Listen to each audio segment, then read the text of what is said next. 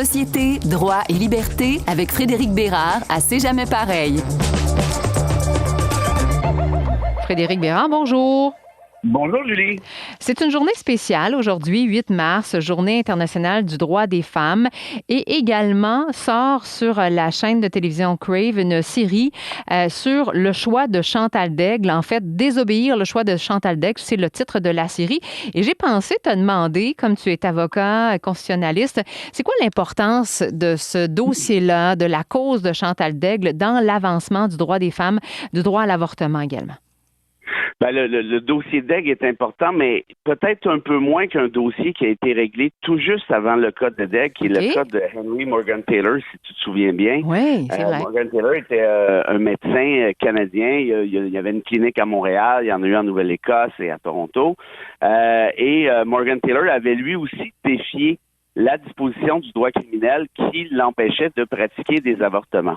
Or, ça s'est ramassé jusqu'en Cour suprême où celle-ci avait décidé, là, ni plus ni moins, que comme l'avortement mettait en cause, en tout cas l'avortement tel qu'il était réglementé à l'époque, là, il y avait toutes sortes d'histoires un peu techniques et complexes à expliquer ici, mais essentiellement, comme il était réglementé à l'époque, le droit à l'avortement mettait en cause le droit à la sécurité physique et psychologique de la femme, en plus de son droit à la liberté, tous des droits qui sont protégés par la Charte canadienne. Et la Cour avait ainsi invalidé donc les dispositions du Code criminel qui posaient problème. Petite anecdote intéressante, le premier ministre de l'époque, Brian Mulroney, avait refusé de retirer la disposition comme telle du Code criminel, même si elle était rendue inopérante ou invalide. Pourquoi? Parce qu'il disait, politiquement, ça va faire chialer un peu moins les gens si on laisse l'article, même s'il ne sert plus à rien. Donc, ça te donne une idée de tout ce qui s'est produit depuis côté avancement. Et on a eu l'affaire Daigle tout juste après, en fait, essentiellement.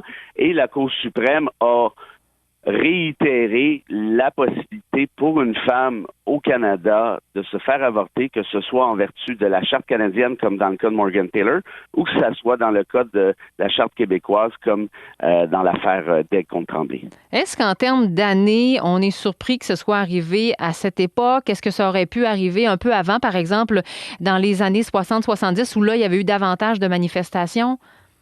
C'est drôle, parce que aux États-Unis, le célèbre arrêt Roe contre Wade, qui a été renversé d'ailleurs très récemment là, par la Cour suprême américaine, lui avait été rendu en 72.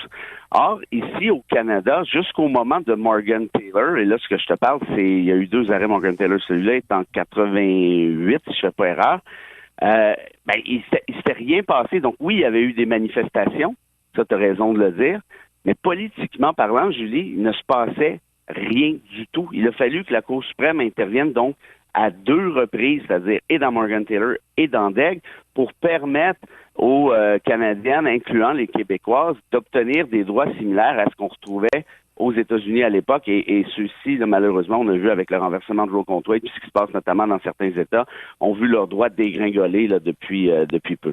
Ça, est-ce que ça te fait peur en tant qu'avocat, en tant que docteur en droit, là, de voir qu'il y a des pays limitrophes à nous qui reculent dans des matières qu'on pensait quand même avoir acquises pour le restant de nos jours?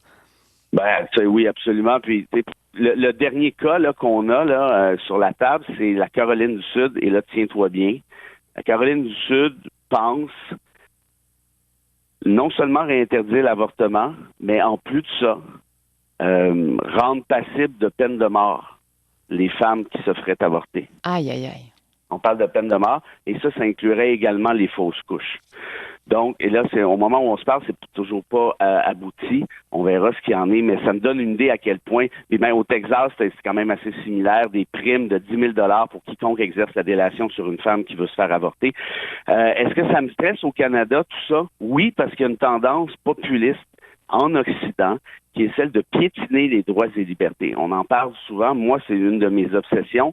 Au Canada, c'est différent des États-Unis, évidemment, mais on a ce qu'on appelle la disposition dérogatoire. Et la disposition dérogatoire, ce qu'elle permettrait demain matin à Ottawa, c'est de réinterdire l'avortement en un claquement de doigts. Pourquoi? Parce que la dérogatoire permet de suspendre les droits dont je parlais tout à l'heure, c'est-à-dire le droit à la liberté, le droit à la sécurité physique, psychologique et le droit à la vie. Or, actuellement, Julie, dans le Parti conservateur canadien, au fédéral, il y a une quarantaine de députés qui se sont clairement positionné contre l'avortement. Et ça, c'est public. Là. Je fais pas de salissage en disant ça, c'est pas du mémérage, c'est public. Donc, si tu as déjà 40 députés anti-avortement, qu'est-ce qui en sera si jamais ce parti-là obtient le pouvoir éventuellement? Puis là, je suis pas en train de dire aux gens pour qui voter ou pour qui ne pas voter, mais reste que la tendance, elle existe. Ce n'est pas des craintes pour le plaisir d'en avoir, il y a une crainte réelle. Et aujourd'hui, à l'heure où on se parle, il y a un mécanisme qui s'appelle la dérogatoire qui permettrait effectivement de suspendre ces droits-là et de réinterdire l'avortement de manière partielle ou complète. Et comme en matière de droit, c'est canadien, même si au Québec, on a des pensées vraiment différentes des gens de l'Ouest, là, j'imagine qu'on n'est pas à l'abri. Ben, en fait, c'est drôle, hein, parce que moi, je regarde certaines tendances, certains chroniqueurs dans certains empires médiatiques qui laissent entendre qu'ils sont aussi, quand vous publiez des trucs en disant le fœtus a des droits, le fœtus est un humain, ben c'est de réinstaurer en quelque sorte le débat sur l'avortement, parce qu'autrement, de qualifier juridiquement le fœtus n'a absolument aucune importance, outre les questions sur l'avortement. Donc, moi, je te dirais que oui, ça m'inquiète, et le fait que, disons que le Québec était plus progressiste, ça, je suis pas sûr à 100%, mais si c'était le cas, n'empêche que le code criminel canadien, lui, s'applique évidemment au Québec, donc la dérogatoire s'appliquerait aussi au cas québécois, là, sans exception.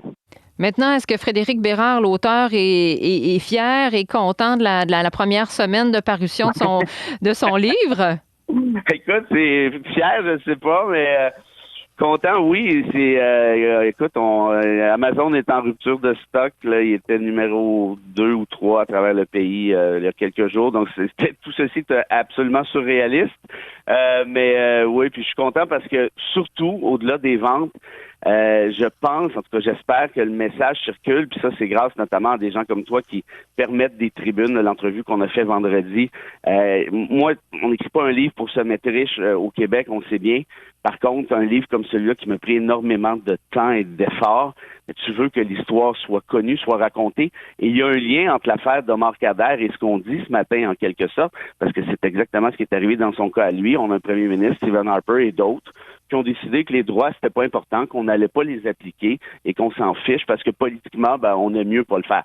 Or, quand on parle de l'avortement, on est encore, je pense, dans le même bain essentiellement. Donc, cette tendance-là à piétiner les droits doit être renversée. Puis si le livre sur Khadr peut amener certains éclairages là-dessus, tant mieux. Donc, j'accuse les tortionnaires de Marc Khadr en rupture sur Amazon, mais disponible dans nos bonnes librairies ici au Saguenay-Lac-Saint-Jean. Voilà, c'est ce que j'allais dire. Sur le site des libraires, on livre comme sur Amazon, c'est la même chose. Et puis en plus, nos libraires empochent leur plein droit, ce qui est merveilleux. Et ça, on encourage l'économie locale. Merci beaucoup, Frédéric Bérard. C'est moi qui te remercie, Julie Bergeron.